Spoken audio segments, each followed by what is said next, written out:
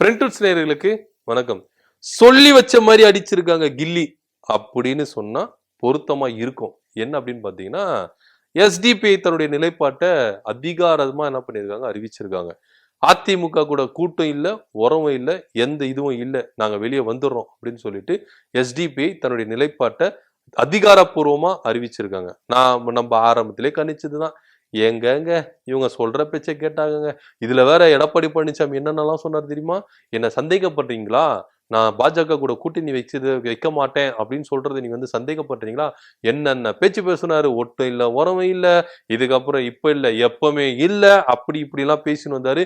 பாஜக கூட கூட்டணியே இல்ல அப்படின்னு சொல்லிட்டு தமிழ்நாட்டு மக்களை ஏமாத்தி மொட்டை போடுறவர் தான் எடப்பாடி பழனிசாமி அப்படின்றது வெட்ட வெளிச்சமா இருக்கு. 2024 பாஜக கூட இருந்து கூட்டணியில வெளியே வந்தாங்க.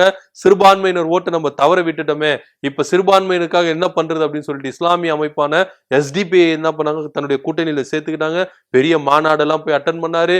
அப்பவே அங்க இந்த ஜனத்துக்கிட்ட சொன்னாரு, நான் பாஜக கூட கூட்டணி வைக்க மாட்டேன், என்ன சந்தேகப்படாதீங்க, அப்படி இப்படின்னு வாய்க்கு வந்தவரெல்லாம் பேசிட்டு எந்த ஒரு ஆலோசனை மீட்டிங்கும், எந்த ஒரு செயற்குழு மீட்டிங்கும், எந்த ஒரு மாவட்ட செயலாளர் மீட்டிங்கும், எந்த ஒரு மாநில பொறுப்பாளர் மீட்டிங்கும் இல்லாம சைலண்டா காதுமா போய் வச்சு என்ன பண்ணிட்டாரு, பாஜக கூட கூட்டணி வச்சுட்டாரு. இதனால இஸ்லாமிய அமைப்பான எஸ்டிபிஐ என்ன பண்ணுது, ரொம்ப அதிருப்தியில இருந்தது. என்னையா இது, எடப்பாடி பழனிசாமி இந்த அளவுக்கு ஒரு துரோகமா இருப்பாரா?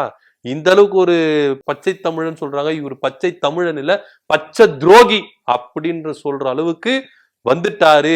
இந்த அளவுக்கு போய் துரோகம் பண்ணிருக்காரு, இந்த அளவுக்கு நம்ப வச்சு கழுத்து அறுத்துட்டாரு. இதுக்கப்புறம் இவரு கூட கூட்டம் இல்ல, உறவும் இல்ல, எந்த இதுவும் இல்ல, நாங்க வெளியே வந்துடுறோம் அப்படின்னு சொல்லிட்டு வெளியே வந்துட்டாங்க எஸ்டிபிஐ. இது மாத்திரம் இல்ல, அதிமுகல நிறைய சிறுபான்மையினர் அமைப்பு ஒன்றிய செயலாளர் என்ன பண்றாங்க, வெளியே வந்துடுறாங்க. அதே போல அதிமுக நிர்வாகிகள் என்ன பண்றாங்க, நிறைய பேர் வந்து பாஜக கூட கூட்டணி வச்சது எங்களுக்கு பிடிக்கலன்னு சொல்லிட்டு வெளியே வராங்க.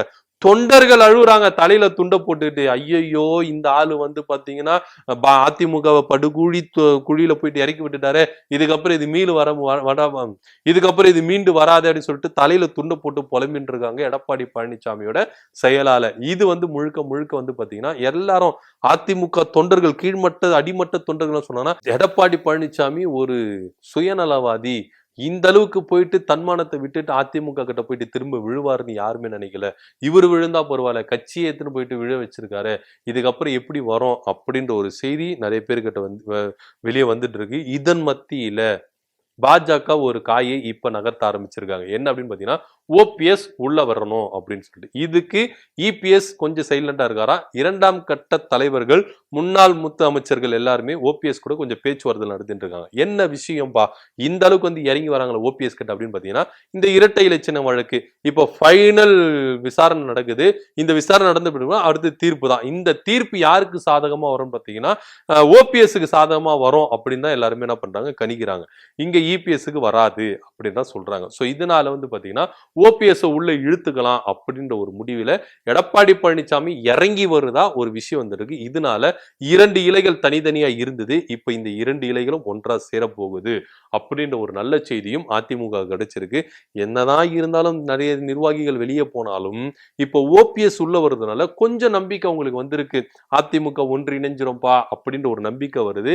ஏன் அப்படின்னு பாத்தீங்கன்னா, எடப்பாடி பழனிசாமி டீம்லயே வந்து யாரெல்லாம் ஓபிஎஸ் எதிர்த்தாங்களோ இப்ப அவங்க எல்லாம் வந்து ஓபிஎஸ் கிட்ட கொஞ்சம் ஆதரவா போறாங்களாம், கொஞ்சம் பேச்சுவார்த்தை நடத்துறாங்களாம்.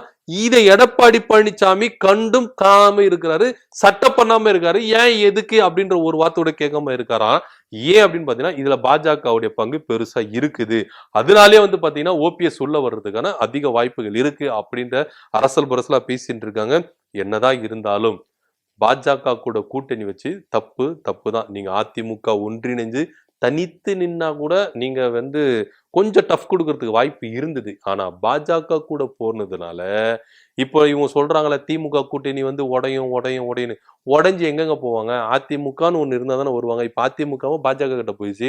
அப்ப எப்படி அங்க இருந்து வெற்றி கூட்டணி எப்படி தெரிஞ்சுக்கினே தோல்வி கூட்டணியில் வந்து சேருவாங்க அப்படின்ற ஒரு கேள்வியும் முன்வைக்கப்படுது. சோ இவங்க தனித்து நின்னா கூட, அதிமுக ஒன்றிணைந்து தனித்து நின்னா கூட கொஞ்சம் போராடி தோத்தோம்பா அப்படின்ற ஒரு வரலாற்று செய்தி இருக்கும். இப்ப வந்து என்னன்னா, பாஜக கூட கூட்டணி வச்சதுனால 100% வின் பண்றோம் அப்படின்ற ஒரு ரேஞ்சுக்கு திமுக கூட்டணி போயிருச்சான். என்ன நடக்குது அப்படின்றத பொறுத்து இருந்து பார்க்கலாம். சோ அதிமுக பாஜக கூட கூட்டணி வச்சதுனால எஸ்டிபிஐ இன்னைக்கு விலகி இருக்காங்க. இன்னும் இந்த கட்சியில இருந்து கூட்டணி கட்சிகள் வெளியே போகுமா, கட்சி நிர்வாகிகள் கலந்து போவாங்களா அப்படின்றத பொறுத்து பார்க்கலாம். இதை பத்தி உங்க கருத்து என்ன அப்படின்றத கீழே கமெண்ட் பண்ணுங்க. நன்றி, வணக்கம்.